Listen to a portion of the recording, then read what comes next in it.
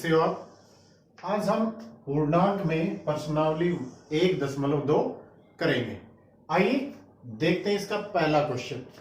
पहला क्वेश्चन है, ऐसा पूर्णांक युग्म, युग्म मतलब जोड़ा, लिखिए जिसका योग -7 हो। कितना होना चाहिए? योग होना चाहिए -7। तो इसका ए क्वेश्चन है, योग -7 हो। तो इस ऐसे बहुत ज्यादा एग्जाम्पल हो सकते हैं जिनका योग घटा 7 हो। जैसे कि योग करना है घटा 2 में आप घटा 5 जोड़ लो, घटा 2 में घटा 5 जोड़ लो, 2 घटा का, ये जमा का या घटा का, हमने बताया अलग अलग चिन्ह है तो चिन्ह आएगा घटा का। तो जमा घटा घटा, तो दोनों ही घटा के हैं तो जुड़ जाएंगे, तो कितना आ गया? घटा का 7। ये मैंने एक एग्जांपल दिया, आप चाहो तो और भी ले सकते हो। चलो एक और दे देता हूं। दोनों ही कैसे योग होना चाहिए घटा 7। मान लेता हूं, मैं लेता हूं घटा 10 और एक 3, ये घटा के लिए ये जमा के लिए। योग करो, एक घटा और एक जमा हो तो दोनों की घटा होती है, जमा घटा घटा होगी, तो घटा 10 में से 3 जाएगा। आप बड़े वाले में से छोटे वाला घटा लीजिए 7। बड़ा कौन सा है? संख्या कौन सी बड़ी है? 3 और 10 में 10 बड़ा है, चिन्ह किसका आएगा? घटा का। तो ये 2 एग्जाम्पल मैंने दिए, आप चाहो तो और ज्यादा एग्जाम्पल भी इसके दे सकते हो। ऐसे इसका बी है, बी पार्ट है, कहता है कि अंतर, ऐसा पूर्णांक युग्म लिखिए जिसका अंतर कितना हो। पहले में योग था, दूसरे में अंतर।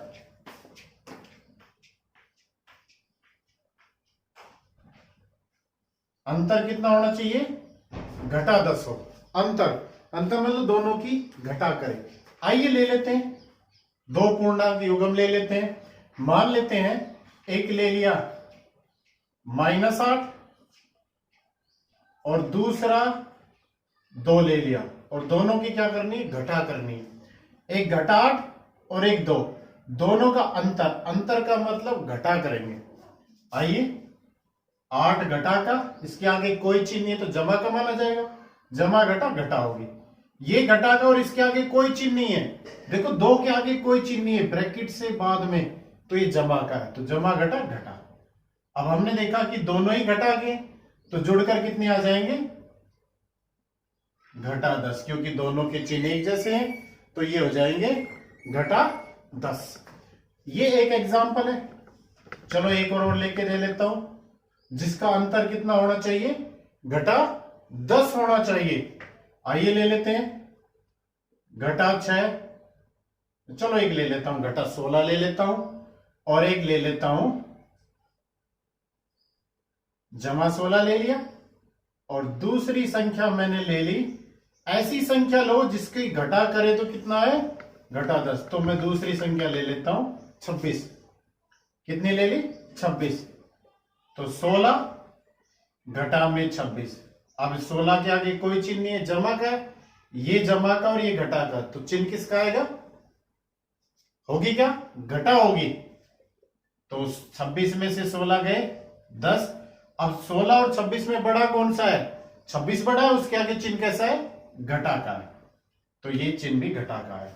तो आप चाहे जितने एग्जाम्पल इसके ले सकते हो। इसका सी पार्ट है, कहता है ऐसा युग्म लिखना है जिसका योग 0, कितना होना चाहिए? योग 0 हो। तो ले लेते हैं 5, घटा 5 ले लो, और जमा में 5। एक घटा का और एक जमा का ले लिया, तो घटा 5 जमा 5 कितना हो गया? 0 हो गया। और ले लो, आप ले लो जैसे 6 जमा में घटा 6। ऐसी 2 नंबर लेने जिनका योग कितना हो? 0। तो 6 जमा घटा घटा। अब देखो 6 आगे आगे जमा है, और ये 6 कैसा है? घटा का। अब अलग अलग चिन्ह घटेंगे, 6 में से 6 गया तो कितना आ गया? 0 आ गया। तो ये था क्वेश्चन नंबर फर्स्ट। मैंने कुछ एग्जाम्पल लिए, आप चाहे तो और भी ले सकते हो।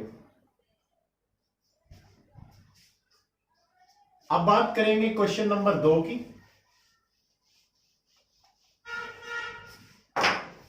देखिए क्वेश्चन नंबर 2 क्या कहता है, एक ऐसा ऋणात्मक पूर्णांक युग्म लेना है। ऋणात्मक पूर्णांक युग्म यानी दोनों ही घटा के लेने हैं, ऋणात्मक लेने हैं, जिनका अंतर कितना होना चाहिए, अंतर कितना हो 8 है, अंतर कितना है 8। और क्वेश्चन में कह रखा है दोनों ही घटा के लेने हैं, तो आइए ले लो, अंतर लेने हैं, ठीक है, अंतर लेने हैं जिसका योग प्लस का 8, खाली 8 लिखा है तो इसका मतलब है जमा कर लेना। तो जैसे घटा 2 ले लिया, अंतर करना है घटा करो, दूसरी संख्या घटा 10 ले लो, क्योंकि क्वेश्चन में पूछा है कि दोनों ही ऋणात्मक होने चाहिए, यानी कि घटा के होने चाहिए, और दोनों ही घटा के हैं और उनका अंतर करना है। तो देखिए घटा 2, घटा घटा क्या हो जाएगी, जमा हो जाएगी 10। अब 10 है जमा का चिन्ह, संख्या के आगे वाला लेते हैं, और 2 है घटा का, अलग अलग चिन्ह है, घटेंगे कितने आ जाएंगे, 10 में से 2 गए 8, और बड़ा 10 है इसलिए जमा का 8। ये एक एग्जाम्पल हो गया। और एग्जाम्पल ले लो, जैसे कि आपने ले लिया घटा 5, घटा ले लिया, आप ले लो 5 ले लिया, तो आप इसमें 8 13 ले लो, तो घटा 5 घटा घटा जमा ये 13। अब 13 जमा का है, 5 घटा के, अलग अलग चिन्ह है, घटेंगे तो ये आ गए 8। तो मैंने ऐसे 2 ऋणात्मक पूर्णांक लिए हैं जिनका अंतर कितना होना चाहिए, 8 होना चाहिए। ये पहले क्वेश्चन में पूछा गया। ये था इसका ए पार्ट। बी पार्ट देखते हैं।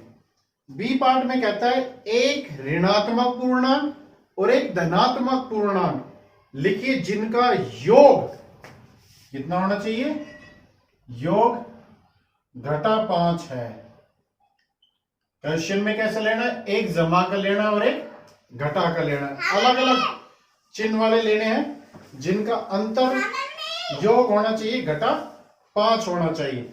आइए ले लेते हैं, एक जमा का लेंगे और एक घटा का। तो ले लेते हैं, जैसे जमा का 3 ले लिया, जमा का 3 योग करना है। दूसरा ले लेते हैं घटा का, क्योंकि कैसा लेना है, घटा का, तो घटा का 8 ले लो। एक धनात्मक यानी जमा का, एक ऋणात्मक यानी कि घटा का, तो 3 जमा का, जमा घटा घटा होगी।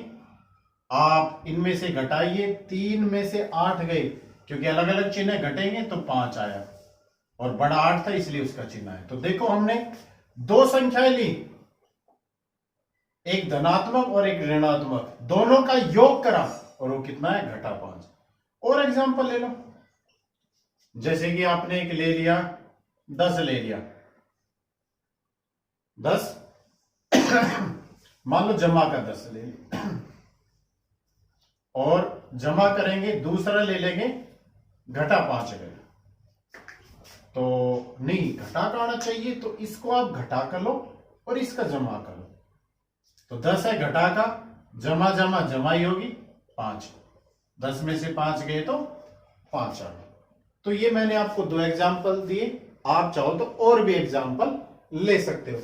इसमें तीसरा पार्ट और भी है, एक ऋणात्मक पूर्णांक और एक धनात्मक पूर्णांक जिनका अंतर कितना होना चाहिए, घटा 3।